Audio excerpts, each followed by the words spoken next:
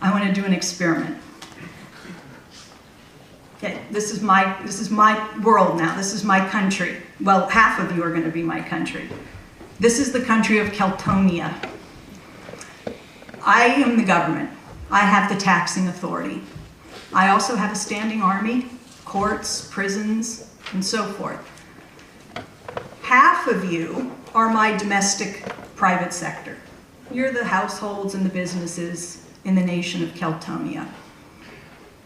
You're all subject to a tax in this great country. And so, let's say 200 Keltonies. You have to pay me 200 Keltonies this year. Okay? What does that mean? If we record this on balance sheets, it means now you're in debt to me, right? I have an accounts receivable, I have taxes due, you have a debt. And I just reduced your net worth. Now, let's settle the obligation. Go ahead and pay your taxes. Sorry, don't have any Keltonies. You can't! What do you mean you can't? You can't because I haven't spent any Keltonies into existence yet. The money to pay taxes comes from government spending. I'll hire some of you, you'll build roadways for me, and I'll pay you Keltonies. Then you can pay your taxes. Okay? I'm going to pay 500.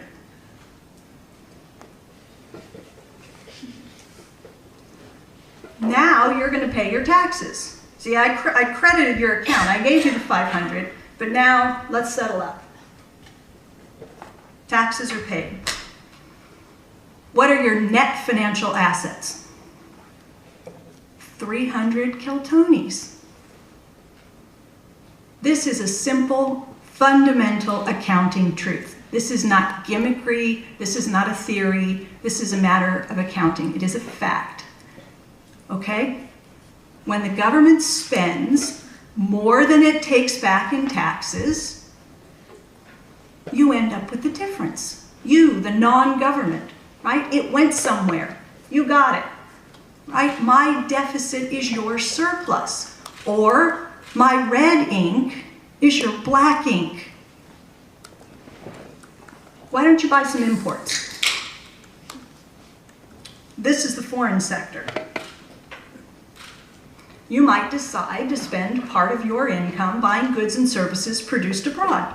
You can do that. You can import from them as long as they want Keltonies, which they'll want as long as you produce something of value in your country that they'll want to exchange Keltonies for later, right?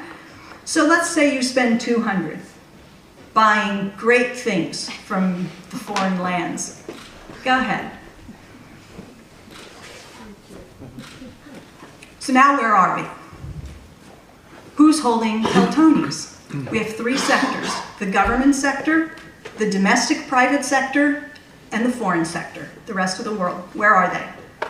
You've got 100, you've got 200, and I'm the source of all that. I have the minus 300. My deficit is the non-government surplus, right? The world as a whole is a closed system. Every financial payment comes from somewhere and it goes somewhere. There are flows and there are stocks. Payments accumulate. They pool up. If we stop the clock at any point in time, we can figure out where they are, right? Those blue lines, I don't know how easy they are for you to see, but those blue lines represent leakages.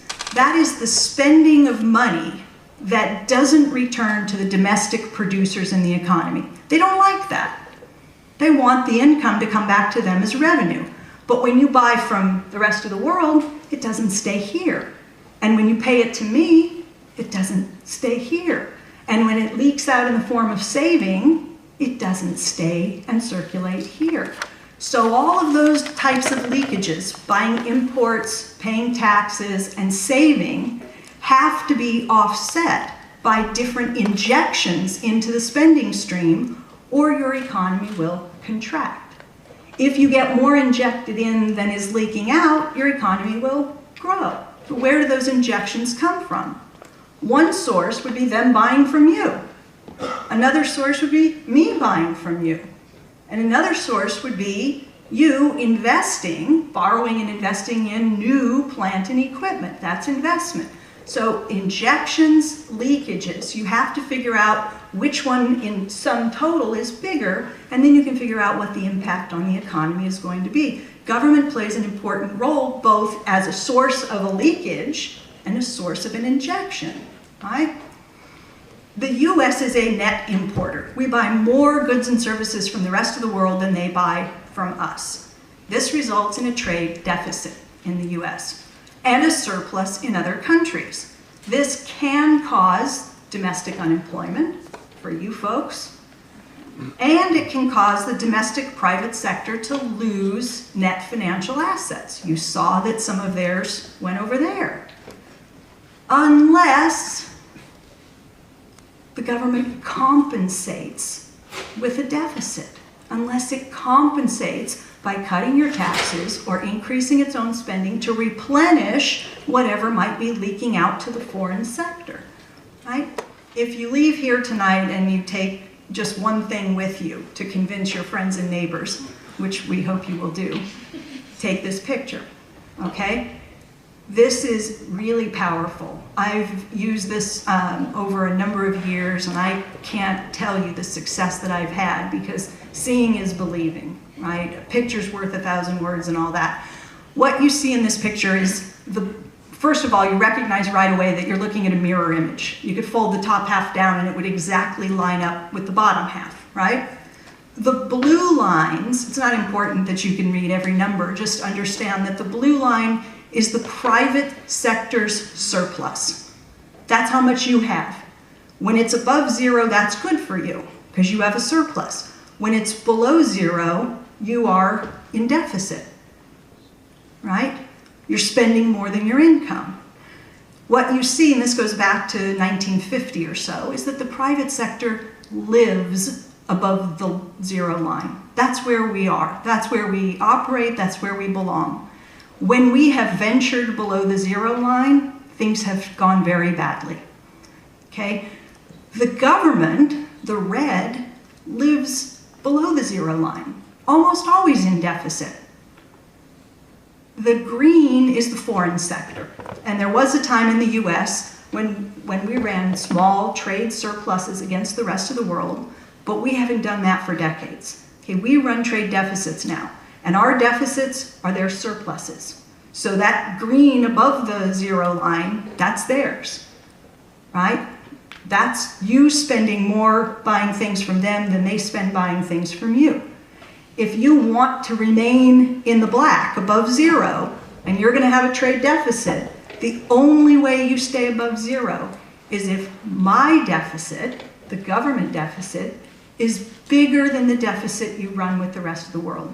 The only way. Okay, so as long as the US has trade deficits, we have to have government deficits, or you folks are going to be in negative territory. Okay? All right, China is not our banker. I think Warren already dealt with this really effectively. I'm going to try to move quickly through this. China ends up holding US dollars because they're net exporters to the US. We buy more from them than they buy from us. We pay them, they have the dollars. And rather than holding those dollars in a checking account at the Fed, China prefers to convert lots of those dollars into bonds. That's part of what we in daily language refer to as the national debt. China buys treasury bonds, right? Treasury bonds are functionally savings accounts at the Fed. I could choose to sell you some bonds as well. You can buy these. They pay interest. What you're holding doesn't. Would you like this? Sure. Sure. She's no dummy. This is my checking account. It gives me nothing. Give me interest. There we go. Okay? Now she has the bonds. I issued some debt, but this in no way burdens me. And it in no way burdens you or your grandchildren either. Okay?